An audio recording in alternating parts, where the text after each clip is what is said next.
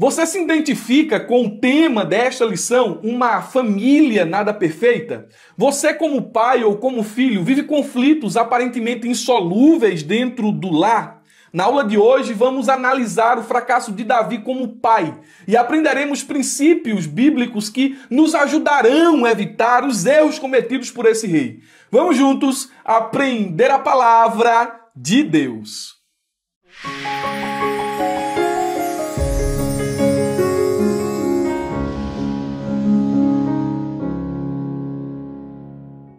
Meus irmãos, quero cumprimentá-los com a paz do Senhor Jesus. É com muita alegria que agora iniciamos mais uma pré-aula da Escola Bíblica Dominical, onde comentaremos a revista de adultos, publicada pela CPAD. Eu sou o presbítero e professor Murilo Alencar e hoje o meu objetivo é fazer a exposição da lição de número 9, datada do dia 28 de maio de 2023, cujo título é Uma Família Nada Perfeita. Lembrando a você que está me assistindo aí do outro lado, que nós estamos estudando durante esse trimestre um tema geral que diz relacionamentos em família, superando desafios e problemas com exemplos da palavra de Deus. E hoje nós vamos estudar a família desestruturada do rei Davi. Temos alguns objetivos que foram propostos pelo setor pedagógico da CPAD, e eles são, em primeiro lugar, apontar o papel de Davi como ungido e homem de Deus,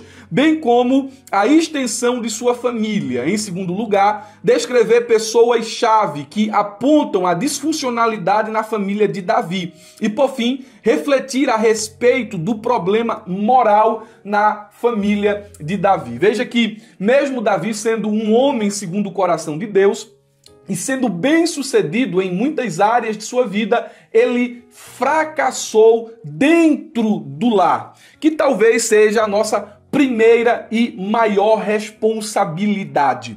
Nós vamos já fazer a leitura do nosso texto áureo, que nos diz o seguinte: não erreis, Deus não se deixa escarnecer, porque tudo que o homem semear, isso também ceifará. Gálatas capítulo 6, versículo de número 7. Na tradução ou paráfrase NTLH, essa mesma passagem do versículo 7 ao 9 diz o seguinte: não se enganem, ninguém zomba de Deus. O que uma pessoa planta é isso mesmo que ela colherá. A lei da colheita aqui está bem evidente. Se plantar no terreno da sua natureza humana, desse terreno colherá a morte. Porém, se plantar no terreno do Espírito de Deus, desse terreno colherá a vida eterna. Não nos cansemos de fazer o bem. É interessante que fazer o bem cansa, não é? E Paulo está advertindo os Gálatas aqui, olha, não se cansem de fazer o bem, pois se não desanimarmos, chegará o tempo certo em que faremos a colheita. Preste atenção, ninguém vai colher. Isso é uma lei natural, né? Não é só uma lei espiritual, mas uma lei natural. Ninguém vai plantar maçã esperando colher uva, né? Nem tampouco ninguém vai plantar laranja esperando colher abacate. Você vai colher aquilo que você semear. Aqui nós estamos diante da lei da semeadura. Preste atenção nesse fluxograma em tela. O homem, ele é livre para escolher, mas não é livre para escolher as consequências do que escolhe. Entendeu? Você pode escolher o que você quiser, mas junto com a sua escolha, indubitavelmente e inevitavelmente virão as consequências. Vamos analisar o versículo na tradução NAA, e eu fiz a divisão do texto da seguinte maneira. A primeira sentença diz: não se enganem. Tudo indica que os Gálatas estavam se deixando persuadir por uma doutrina perigosa, que Deus está alheio das coisas, que Deus não julga as coisas, que Deus é indiferente com relação às ações de seu povo, né? Tanto que na tradução NVI, o texto diz: não se deixem enganar. Aí nós temos aí a sentença, né? A segunda sentença: de Deus não se zomba. Em outras palavras, em uma tradução mais fiel ao texto grego, essa passagem ela expressa basicamente o seguinte pensamento: Deus não aceita ser tratado com desprezo. E aí vem uma metáfora rural, que ensina a respeito da justiça e do juízo de Deus. Paulo diz: pois aquilo que a pessoa semear, ou seja, aqui nós temos duas possibilidades à luz do contexto da passagem. Podemos semear na carne ou no espírito, pois aquilo que a pessoa semear, se ela semear na carne ou se ela semear no espírito, são as possibilidades, isso também colherá. E novamente estamos diante de duas possibilidades. Podemos colher ou a morte ou a vida eterna, dependendo daquilo que semeamos. O Antigo Testamento, ele ratifica essa lei da semeadura. Paulo aqui não está fazendo uma inovação, trazendo uma doutrina nova. Ele está simplesmente falando, evocando um pensamento que já era muito comum na literatura verotestamentária. Lá em Jó, capítulo 4, versículo de número 8, talvez seja um dos versículos que narre um dos momentos mais antigos da Bíblia, o texto diz: pelo que tenho observado, veja, uma observação de Jó, né? Quem cultiva o mal e semeia a maldade, isso também colherá. Olha a literatura profética em Oséias 10, 12 e 13, na tradução NVT, e disse: plantem boas sementes de justiça e terão colheita de amor. Arem o solo endurecido de seu coração, pois a hora de buscar o Senhor, para que ele venha e faça chover justiça sobre vocês. Mas vocês cultivaram a maldade e juntaram uma farta colheita de pecados. A lei da semeadura está aqui de forma bem clara expressa nessas passagens. Temos outros versículos que fortalecem essa lei dentro do Novo Testamento, e um dos mais expressivos está em Romanos, capítulo de número 2, versículos 6 e 7. Acompanhe comigo, que diz assim: Deus retribuirá. Veja que a lei da semeadura, ela fala de retribuição justa. Deus retribuirá a cada um conforme o seu procedimento. Ele dará vida eterna aos que, persistindo em fazer o bem, buscam glória, honra e imortalidade. Mas haverá ira e indignação para os que são egoístas, que rejeitam a verdade e seguem a injustiça. Em resumo, o texto aqui, o texto áureo, o texto de Gálatas, ele é aplicado à prática de fazer o bem, de semear boas ações. E esse texto basicamente significa que não devemos nos cansar de fazer o bem, de praticar o bem, porque no kairos de Deus, ou no tempo de Deus, certamente havemos de colher. Essa passagem ela não pode ser usada de forma a extorquir os irmãos pedindo dinheiro. Olha, se você der 10, você vai receber 100. Se você der 100, você vai receber 1.000. Se você der 1.000, você vai receber 10.000. Vá, dê tudo o que você tem. Coloque tudo o que você tem aqui. Não pode ser usada dessa maneira. Entendeu? Mas, como é que a gente então aplica o princípio do texto áureo ao título da lição? Você pode pegar o princípio e aplicá-lo sem problema a esse contexto de vida familiar, sem a gente aqui corromper o versículo. Preste atenção, o princípio ele pode ser aplicado da seguinte maneira: a família de Davi era desestruturada e problemática, veja o princípio, porque ele semeou indiferença, negligência e impunidade. Davi, no solo fértil de seu lar, plantou sementes ruins e ele colheu desastre dentro de sua casa. Qual é a orientação, a exortação presente aqui, já dentro de nosso texto áureo? Plantemos, portanto, boas sementes no solo fértil de nossos lares. Cultive amor, cultive amizade, cultive boas ações, bons exemplos dentro de sua família, e você verá que o resultado será de bênção. A nossa verdade prática nos diz: tudo o que os membros da família plantarem, colherão. Veja que aqui ele já está fazendo uma aplicação do texto áureo. Essa é uma lei universal de Deus que pode ser constatada na própria natureza. Dividindo a verdade prática em partes, que é basicamente aqui o centro de toda a lição, nós podemos dizer, em primeiro lugar, que a verdade prática afirma que os membros da família são responsáveis. Há uma responsabilidade do pai, da mãe, dos filhos de cultivarem, né, boas sementes dentro do lar, pelas suas ações, né, pelas suas palavras. Por quê? Aí veja a advertência. Porque se ele cultivar mais sementes, ele vai colher, ele vai ter o resultado da sua semeadura. Se ele cultivar boas sementes, ele terá o resultado de sua semeadura. Então, nós temos aqui ainda em segundo lugar que uma ideia presente na verdade prática, de que Deus é o criador e o governante de tudo que existe, e que Deus estabelece leis universais que regem a vida e a natureza. Tanto que eu já afirmei para os irmãos aqui que o que Paulo está utilizando aqui, essa metáfora, ela revela não só verdades naturais, porém também verdades espirituais. Nós vamos percorrer em nossa lição e fazer a exposição dos tópicos. Vou pular a nossa leitura bíblica em classe, lembrando que na plataforma da ferramenta EBD temos aí um fluxograma e um esboço da leitura bíblica em classe, além de vários outros recursos que vão lhe ajudar na ministração de sua aula. Slides profissionais, material de marketing e divulgação.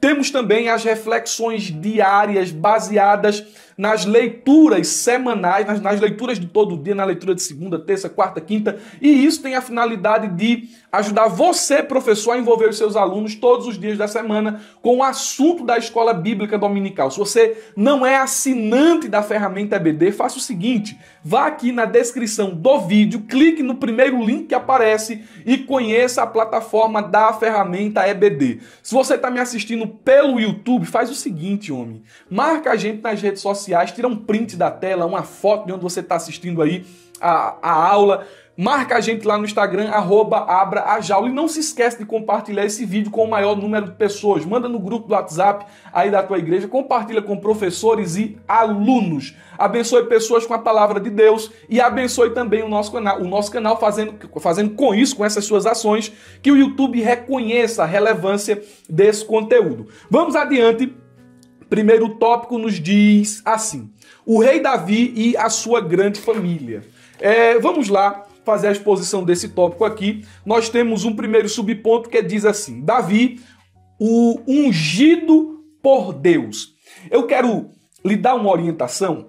A gente é tentado a se deter nos detalhes do contexto histórico, da história de Davi, e a gente vai buscar ali, mas a lição não tem essa finalidade. Eu, quando estava elaborando esse primeiro ponto, me empolguei, né? Você vai ver que dentro do subsídio aí, eu fiz uma divisão completa da história de Davi. Me empolguei, mas entendi que a direção da lição é falar dos conflitos dentro do lar e não propriamente da história completa de Davi. Mas deixe-me aqui apresentar esse personagem que é o personagem central da nossa lição de hoje. Ele e a sua família. O nome Davi significa amado. E ele foi alguém de expressão dentro de Israel. Ele foi o segundo rei desta nação depois do fracasso do reinado de Saul. Ele não foi só o segundo rei, mas ele é tido como o maior rei que Israel já teve. Ele foi hábil guerreiro, ele foi político, ele se destacou como poeta e profeta, bem como escritor. Davi escreveu quase metade do livro dos Salmos. Alguns dirão que ele escreveu ali mais ou menos 73 a 75 salmos. Ele viveu aproximadamente na data de 1016 a 976 a.C., e sua história está descrita nos livros de Samuel e no primeiro livro dos Reis. Nós podemos encontrar aqui mais ou menos 60 capítulos sobre Davi e cerca de 60 referências são feitas a ele no Novo Testamento, além de figurar, além de fazer parte da genealogia do nosso Senhor Jesus, conforme Mateus capítulo 1, versículo de número 1.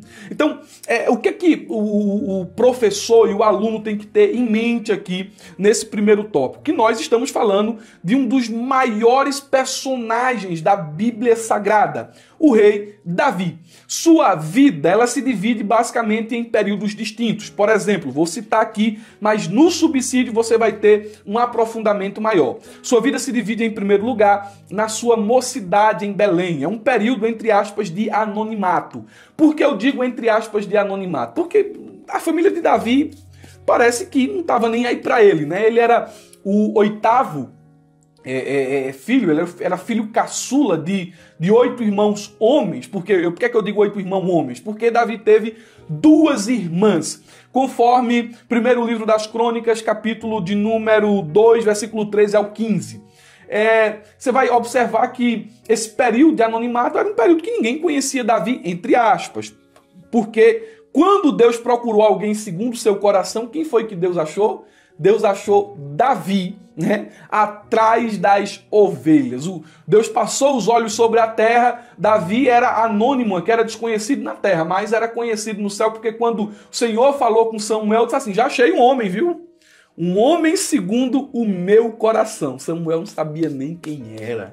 Ninguém sabia quem era Davi, mas Davi já estava aqui, ó, na mente de Deus. Desconhecido na terra, mas conhecido no céu. Há vários outros eventos aqui em volta desse período da vida de Davi, mas precisamos prosseguir. Em segundo lugar, nós temos aí mais uma parte da vida deste homem de Deus, que foi o seu período ali em que ele serviu na presença de Saul. Foi dentro desse período aqui que Davi ele conheceu a vida palaciana, fez muitas amizades com pessoas influentes, pessoas importantes. Foi nesse período que ele venceu Golias. Vê só que interessante, né? Ele venceu Golias. Foi nesse período que ele foi usado por Deus para tocar a sua harpa e afugentar o espírito maligno que perturbava Saul.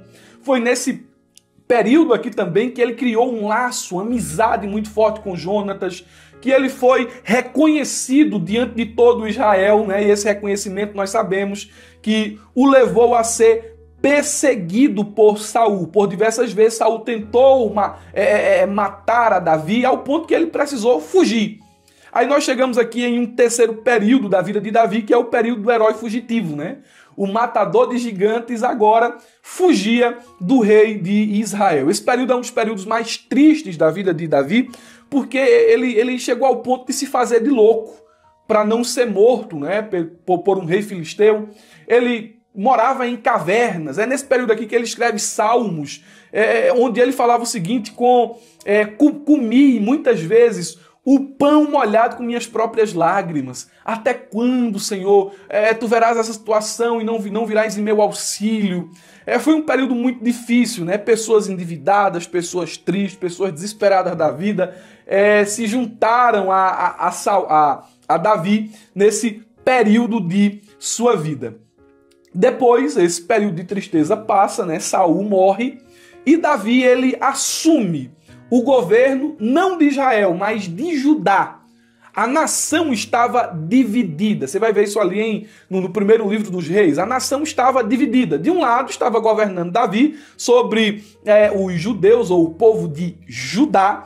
E de outro lado, sobre as demais tribos, estava governando um dos filhos de Saul, chamado Isbosete. Davi governa sobre Judá por mais ou menos 7 anos e meio, até que Isbosete morre.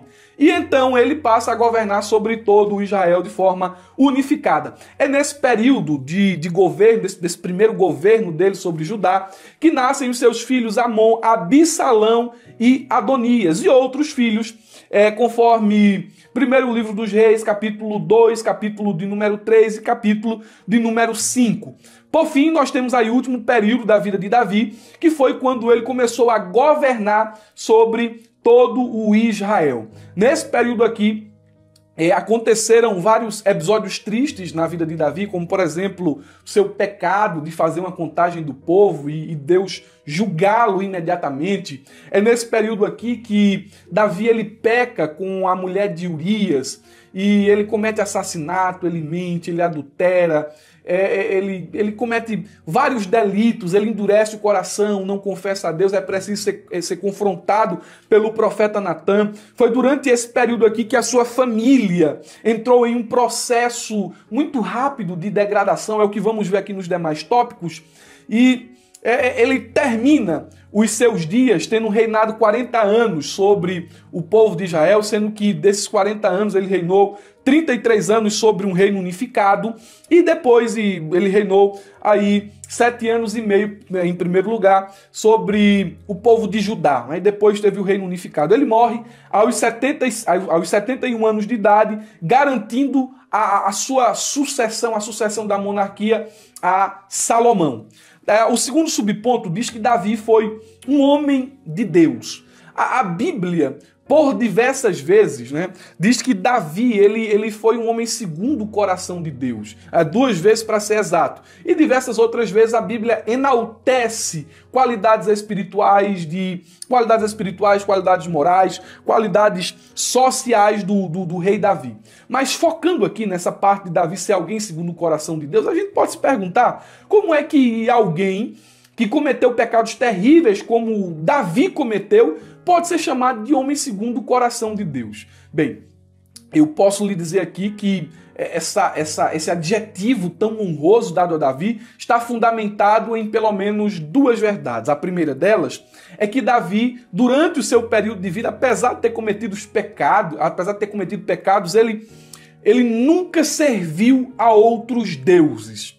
E por isso ele é chamado de um homem segundo o coração de Deus. Em segundo lugar, eu acredito que Davi é assim chamado porque, mesmo tendo pecado, nós vemos que ele se quebrantou. Ele era alguém sensível, ele era alguém que valorizava as coisas espirituais, valorizava a presença de Deus. A gente é rápido para julgar Davi, mas pensemos um pouco, um momento, né? Se estivéssemos vivendo no tempo dele, na posição dele, vivendo no contexto que ele viveu, quais seriam as nossas atitudes? Você vê que mesmo depois do pecado, diante de uma confrontação, ele diz assim: Senhor, olha, eu errei, meu coração adoeceu, cria em mim um coração novo, cria em mim um espírito reto, que não seja inconstante. Faz o seguinte, Deus, me ajuda, me dá a alegria da salvação, não retira de mim o teu Espírito Santo.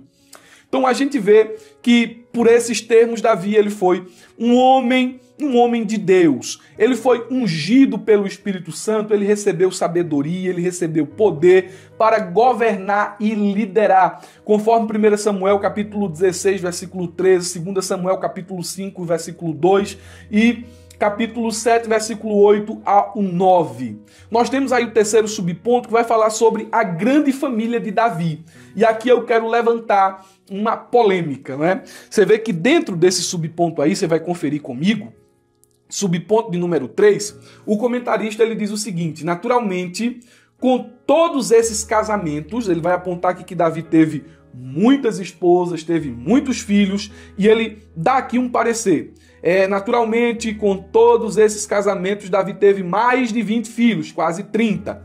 Caindo na displicência com eles, ele priorizou apenas os assuntos do reinado de Israel como principal atividade, suas conquistas territoriais, com muitas guerras, e por aí vai. Mas veja aqui, Davi ele teve vários filhos.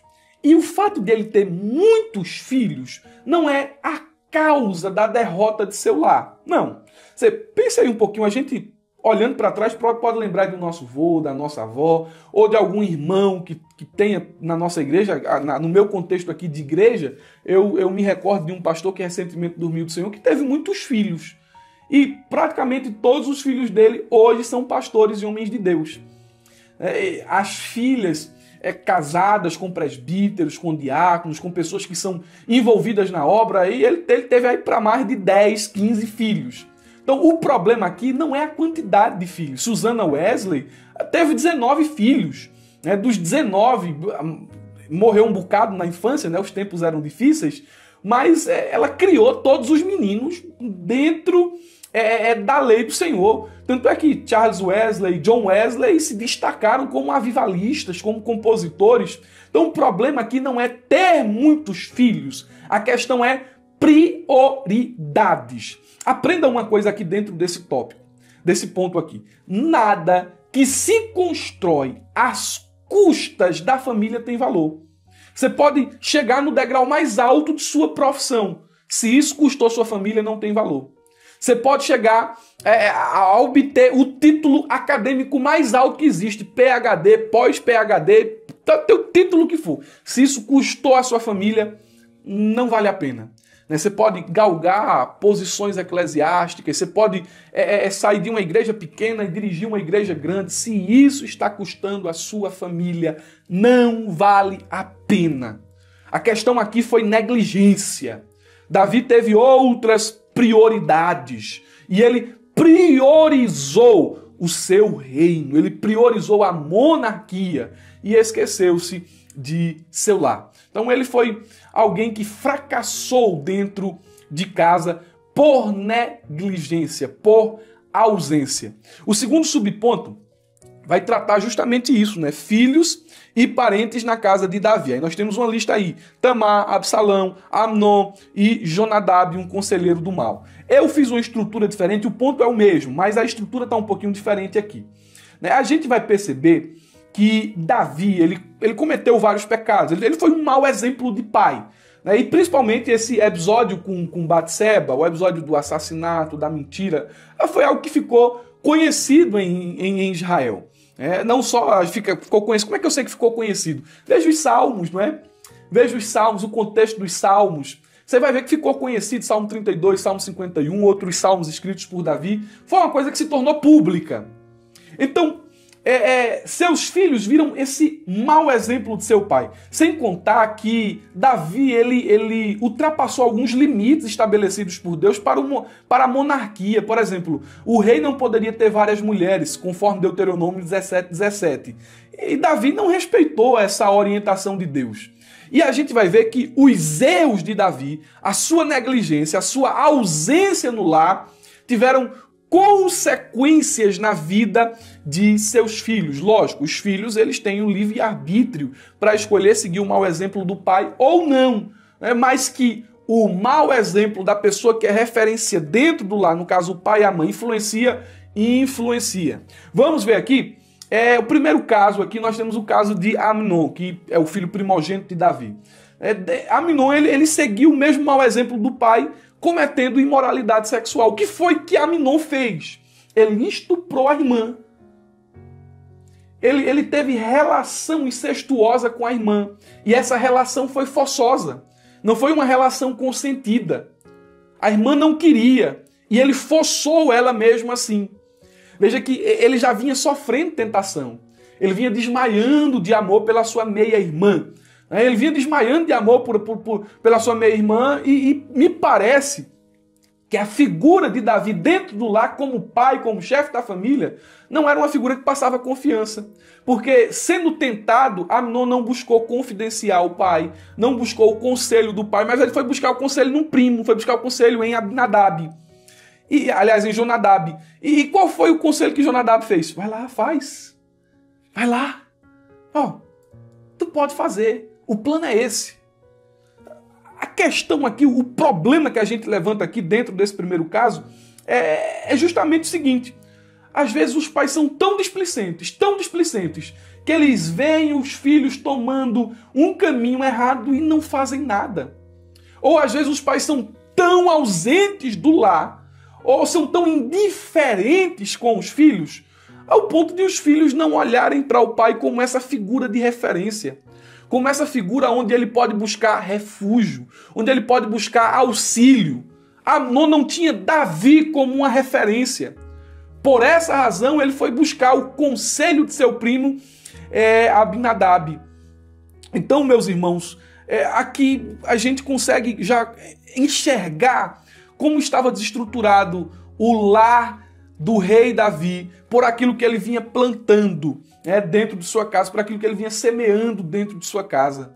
E os pais aqui, os pais devem cuidar da vida espiritual dos filhos, né? Não é só cuidar, não é só dar boa roupa, não é só chegar em casa e dar um presente, não é só matriculá-lo em escola particular, não. Os pais devem cuidar da vida espiritual dos filhos. Os pais devem sondar e conhecer o coração dos filhos. Os pais devem ter tanta proximidade dos filhos ao ponto de os filhos poderem contar aquilo que está mais íntimo ali dentro do coração.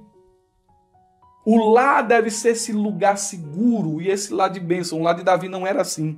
Aí nós temos aí, com esse exemplo de Amnon, alguém que foi lá forçou a própria irmã, e depois de ter forçado a própria irmã, Davi não fez nada. Davi não repreendeu Amnon, só ficou irado, não fez nada. Davi não consolou a menina, não consolou Tamar. Uma filha frustrada dentro de casa, um filho, eu acho que eu não posso nem dizer essa palavra, né, aqui no YouTube, porque o YouTube pode limitar o alcance do vídeo, né, e um filho pecador, um filho imoral dentro de casa. Aí vem aí o caso de Absalão, né? Absalão, vendo a negligência de Davi, vendo a impunidade reinando dentro do lar, resolveu fazer justiça com as mãos. 2 anos depois, ele assassina seu meio-irmão Aminon. Ele mata seu meio-irmão. O que Absalão está fazendo aqui? Está repetindo o erro de Davi. Davi não assassinou Urias? Aí agora está Absalão assassinando seu meio-irmão. Olha o mau exemplo de Davi influenciando seus filhos. Aí você vai ver que de diversas maneiras Davi também comete erros aqui na correção dessa situação. Aminon é exilado em uma terra, depois de vários anos ele volta para Jerusalém, mas Davi diz, ele voltou, não quero conversar com ele, não quero falar com ele. Aí vai lá Absalão, amargurado da vida, cria um motim contra o próprio pai, tenta tomar o trono à força, é morto em uma batalha. Aí Davi está chorando agora. Ah, Absalão, meu filho, Absalão, quem me dera eu tivesse agora mais uma oportunidade de te abraçar, de te beijar, de estar contigo. Ah, meu filho, quem me dera morrer por ti. Mas o menino estava vivo e Davi não fez nada. Davi não quis conhecer os netos. Davi não quis abraçar o filho. Davi não quis perdoar. Olha o lar de Davi como estava. E tem muito lá sim. Aqui é outro problema dentro do lar. Você vê que a lição fala de conflitos? Preste atenção aqui nos conflitos, né? De pais que não perdoam os filhos. De pais que não dão uma segunda oportunidade quando os filhos erram. Pais rancorosos. Pais orgulhosos. Pais que deixam para se lembrar ou para querer contornar uma situação quando já é tarde demais. O exemplo de Davi aqui. Já era tarde demais para ele chorar por Absalão. Ô, pais. Olha, irmãos, apliquem com muita sabedoria essa verdade dentro da classe de escola dominical. Pais, é teu filho, são seus filhos. Para que esse rancor, essa dureza tão grande no coração ao ponto de causar amargura no coração do filho? Busca a paz, busca a reconciliação. Se a pessoa está ali querendo se consertar, estende a tua mão, homem. Aí tem aqui o exemplo de Salomão. Salomão, pessoal, Salomão é conhecido até teve 300 esposas, 700 concubinas. Ele aprendeu isso de quem? Com quem? Com Davi. E a derrota de Salomão foi justamente isso aqui. A Bíblia diz que seu coração se desviou, se apartou do Senhor por causa das muitas mulheres. Primeiro livro dos Reis, confiram aí a referência, né, se é essa mesmo. 11:3. Você olha para Adonias, outro filho de Davi. Né? Adonias tentou usurpar o trono. Morreu depois dentro do governo de Salomão por ordem dele. A Bíblia vai dizer em primeiro livro dos Reis 1:6. Seu pai nunca o havia contrariado. Nunca lhe perguntava, por que você age assim? Que é o lar de Davi. Sabe o que é isso aqui? Todo esse emaranhado de pecado? Toda essa confusão, toda essa tragédia aqui? Davi semeando indiferença, ausência, negligência dentro de seu lar. O que é que você está plantando? Não espera uma colheita diferente, não. Você está semeando igual Davi.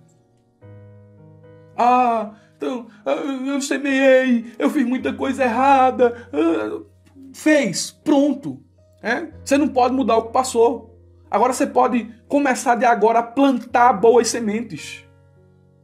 Diante dessa situação já de tragédia, não é para ficar chorando, não. Cruzando os braços, não deixando a coisa correr, não.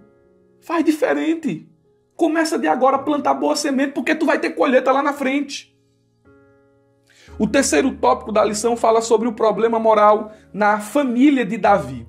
E eu coloquei aqui uma direção diferente. Eu mudei o tópico para não me repetir. Como não cometer os mesmos erros de Davi no contexto familiar? E eu separei aqui pelo menos 6 pontos que quero rapidamente mencionar.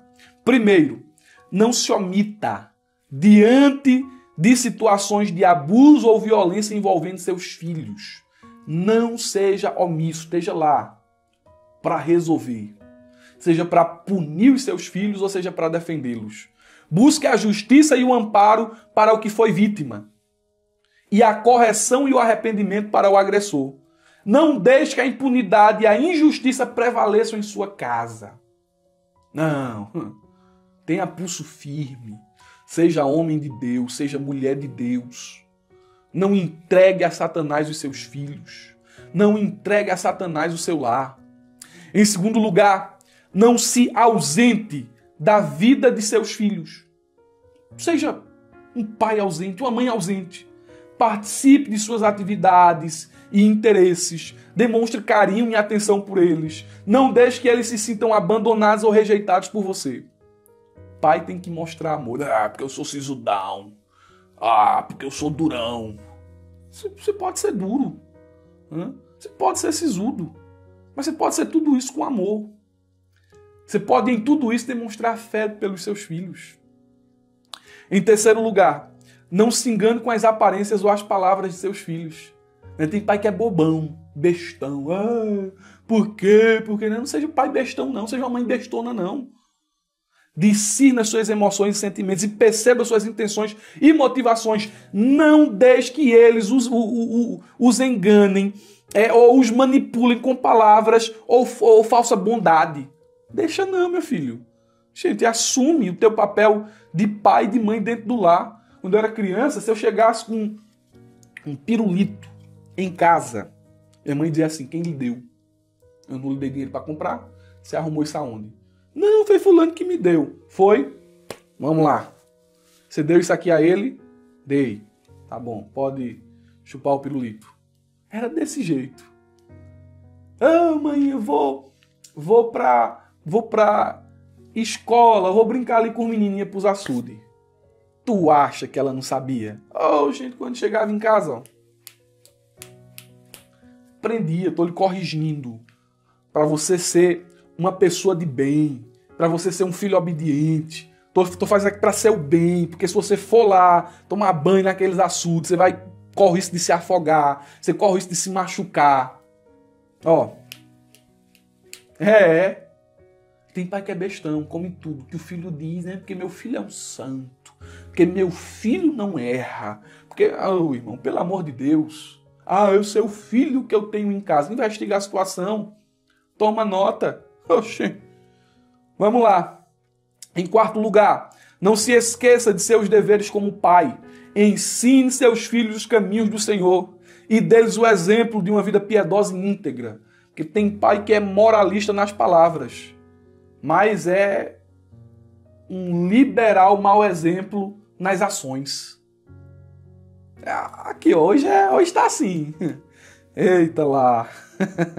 Tá certo, é desse jeito mesmo, né? Tem pais que porque o certo, mas não dá um exemplo.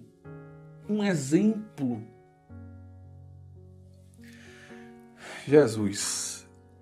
Em quinto lugar, não se exceda ou não se omita na disciplina de seus filhos. Corrija-os com sabedoria e graça, sem severidade ou indulgência. Não deixe que eles se tornem arrogantes ou insubmissos. O pai deve saber disciplinar na medida certa. E por fim, não se feche para a reconciliação com seus filhos. Perdoe-os e restaure-os quando eles errarem. E busque o perdão e a restauração quando você errar. Olha que interessante. Porque tem pai que acha que só quem erra é os filhos. Ele acha que nunca precisa pedir desculpa. Ele acha que nunca precisa se retratar. Ele acha que nunca excede. Ele acha que nunca passa do limite. Então, isso aqui são princípios para você manter bem a sua família. Para você cercar, construir muros ao redor de sua família. Não se esqueça disso aqui não. Concluindo, toda família, toda família, a minha, a sua, toda família, enfrenta problemas e dificuldades, isso é um fato. Agora, você como pai, você como mãe, deve exercer um papel firme, referencial, você tem que ser uma referência, né? Você tem que ser unificador dentro do seu lar. Então, mesmo que a família venha passar por adversidades e conflitos, porque vai passar, os conflitos vão surgir, a família bem ajustada, ela vai superar todos esses obstáculos unidas ou unida. Ela vai crescer, ela vai se desenvolver, um ajudando o outro. Sabe como você pode encerrar essa aula? Orando pelo lar dos seus alunos. Eu oro neste momento para que a sua casa seja uma casa de bênção, para que o seu lar, ou no seu lar, a paz e a harmonia reine. Essa é a minha oração, em nome de Jesus. Meus irmãos, eu quero desejá-los um ótimo fim de semana, uma ótima aula de escola dominical. Eu peço que vocês não se esqueçam, né? Abra a jaula.